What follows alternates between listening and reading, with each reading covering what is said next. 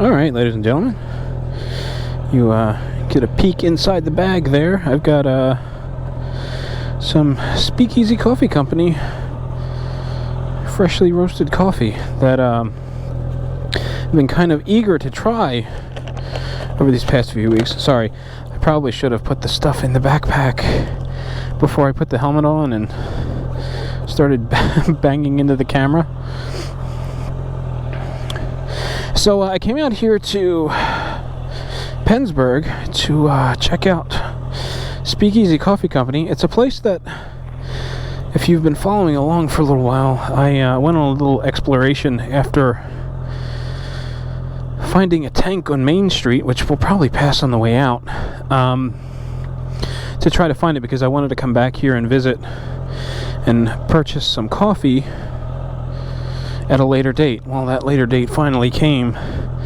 It was kind of difficult getting here because they're only open on Tuesdays and Thursdays because they're not a full-blown coffee shop. You know, they don't serve coffee inside. They're strictly a coffee roaster. So the retail bag sales are only Tuesdays and Thursdays, and with my work schedule and my wife's work schedule, it was becoming a real challenge to get over here while they were open so that I could pick up some coffee. So I just came out from inside. You know, I'll probably give you a closer look at the coffee when I get back. Picked up some stickers, business card. The guy was real nice, and I'm really looking forward to trying their coffee. I picked up 3 blends. I didn't get any single origin stuff this time.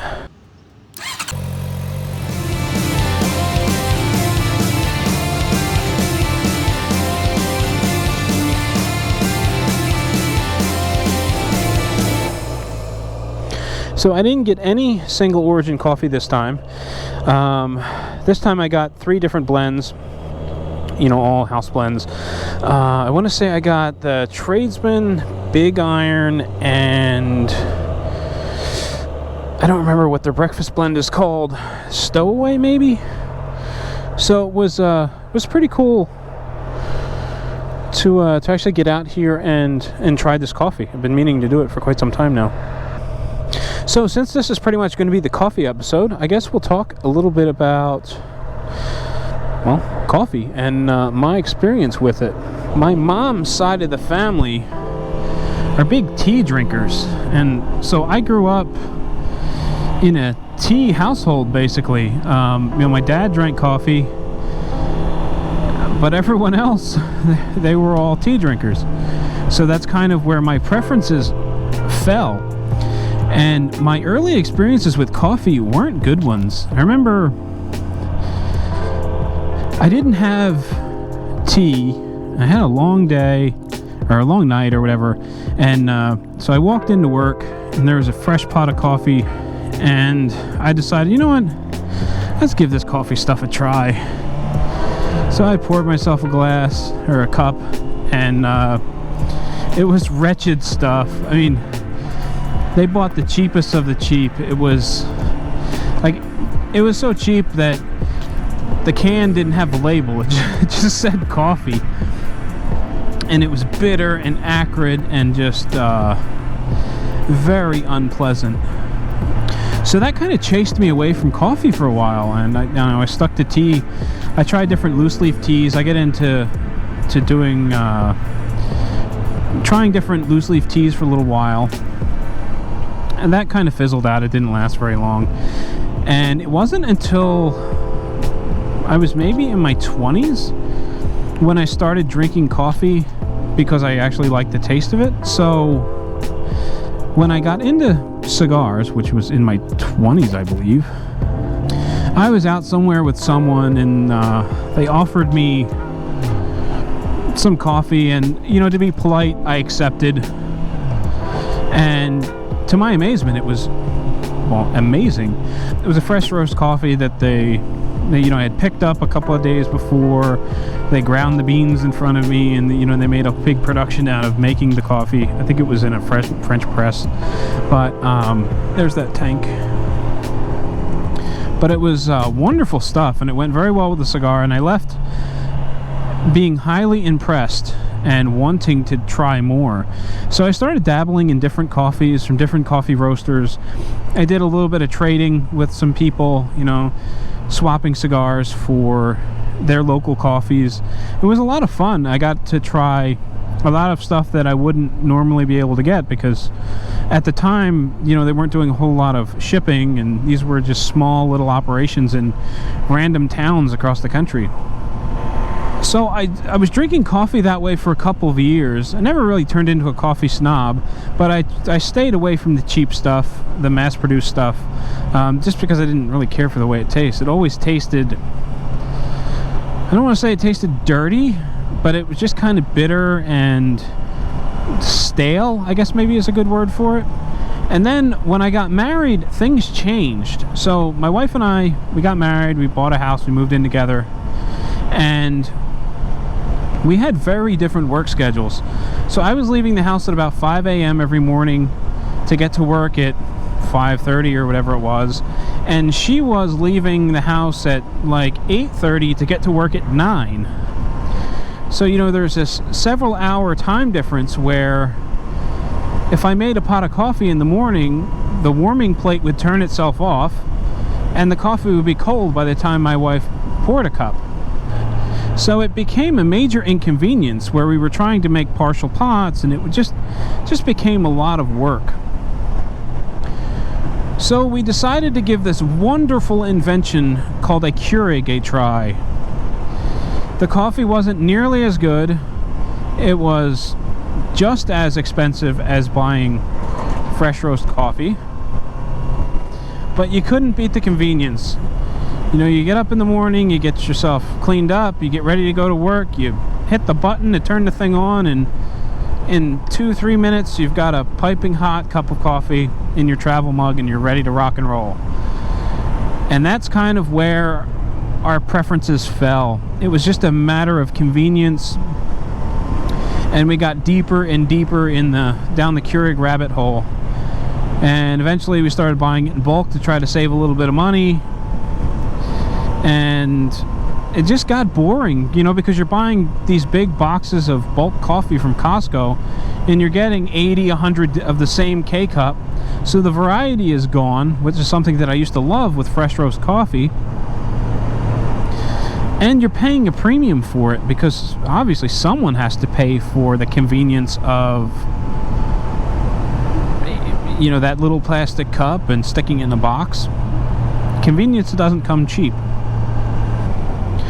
So we fell into the Keurig rut, and we were there for a long time, a number of years. And it wasn't until just recently that we were able to snap out of it. And it was all thanks to the Moto John, believe it or not.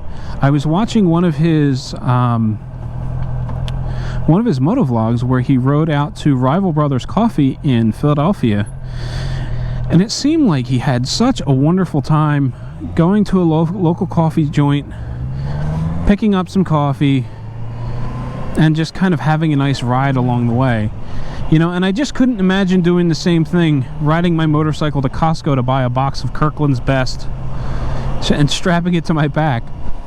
So, you know, when I had seen this video, I've been toying around with the idea of getting away from a Keurig for a little while.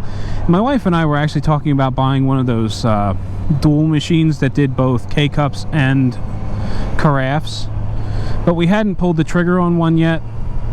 So when I saw the Moto John's video, I immediately decided, you know what, I'm going to order some Rival Brothers coffee. I believe I bought the Whistle and Cuss blend, and I went out and I bought a standard coffee maker so that I could make it, and it was wonderful. I enjoyed it a lot.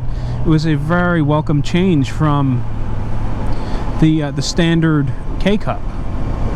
So ever since then, I've been buying small batch coffee, or not necessarily, well, I guess it really is small batch coffee. You know, I'm buying from coffee roasters like Black Dog Coffee, M&N Coffee Roasters, Rival Brothers, and a couple of other local joints. Some are definitely better than others, but even the ones that aren't so great are definitely better than the stuff that I was drinking out of the Keurig. So it's been really fun to get back into coffee again, because it pairs very well with cigars. Cigars are something I do, or a big hobby of mine. I enjoy smoking cigars, hanging out in cigar shops. It's just a fun thing to do. You get to meet a wide variety of people from all walks of life. It's one of the very few hobbies I've had where, you know, I can sit down, I can talk to a janitor, a lawyer, and a judge, or a police officer, a lawyer, and a judge, or, you know, whatever. You pick the profession. And everyone's genuinely interested in everyone else and what they have to say, and, you know, what they do for a living doesn't ordinarily come up all that often. So thanks to the Moto John, I've been reintroduced to coffee, and I've been loving it. One of my absolute favorites that I've had recently was Anchor Point by M&N Coffee Roasters. It was a recommendation from a friend of mine. This friend of mine is into archery, and that's where the term Anchor Point comes from. It's an archery thing. Then there are actually archery friends of theirs who got into roasting their own coffee. Wonderful, wonderful stuff. And then I got horrible news right after I finished the last bag that I bought from them. I was getting ready to place another order, and I saw an Instagram post that said that they were temporarily closing for an undetermined amount of time. Very, very sad. They had mentioned something about putting family first, and they were going out of town, so hopefully it is nothing serious, and it's just going to be a short-term closure, because that coffee was amazing. Well, that's my coffee story. Hopefully you enjoyed that little tale. Not much of a tale, just a little background information. But hopefully you enjoyed it. I'm really looking forward to getting home, cracking open one of these bags of coffee, and giving it a shot. If you'd like to know what I think of this coffee, it doesn't make much sense to do a motovlog talking about how much I enjoyed the coffee or didn't enjoy the coffee. Head on over to Instagram, follow @WaltInPA, and you can check out updates there. I'll post some pictures and talk about what I think about the coffee, and we can connect on the social media front. So thank you for watching this video. If you enjoyed it, please click the subscribe button. Also, you could do me a huge favor and share it with your friends. I'm really trying to get my subscriber count up over 100 so that I could get that customizable URL, so I don't have this big obnoxious thing. But I can't do that until I hit that 100 subscriber milestone. So help me out, click the subscribe button, recommend me to your motorcycle buddies. I would greatly appreciate it. So I hope you enjoyed this video. Thanks for watching, and I will catch you in the next one.